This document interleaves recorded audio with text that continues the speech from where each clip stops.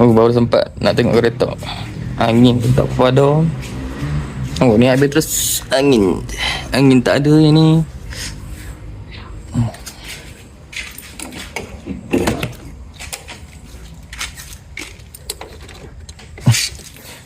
Ni pun patah habis. Aduh, susah nak buka.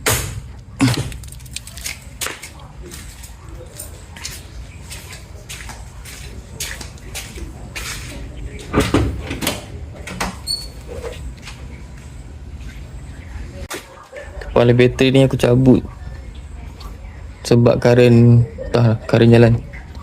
Parking sekejap lah, tak boleh nak start. Aduh.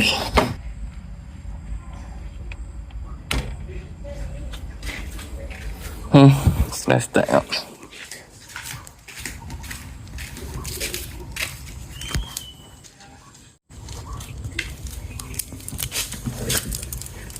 Tu. Kunci belum buka tapi sudah naik logo Teko. So karen tengah jalan kot tu.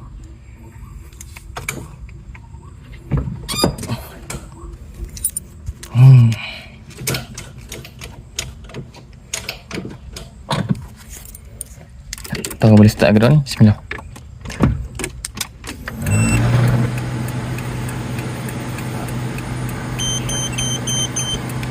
Mesti video ni.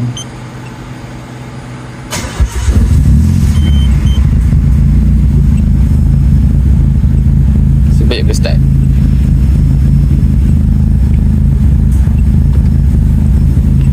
Pedal minyak ni pun kadang dia sangkut ni. Nak kena cek balik kabel. Itu dia pun tak buat lagi kabel. Kadang bila tengah tekan tu dia hold.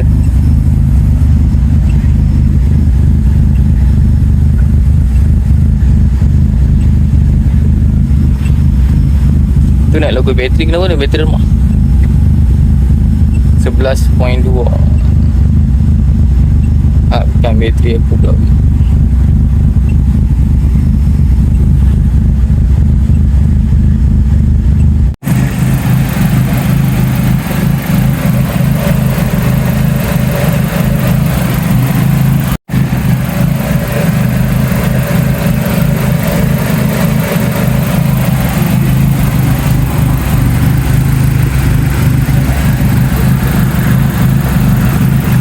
Ni masa heater ni tak berapa dengar sangat. Tak lagi aku RAM baru dengar ke. Bunyi tak tahu lah bunyi control ke, bunyi steering ke apa tu. Nak bawa jalan tak boleh, angin tak ada. Habis terus pump tak ada.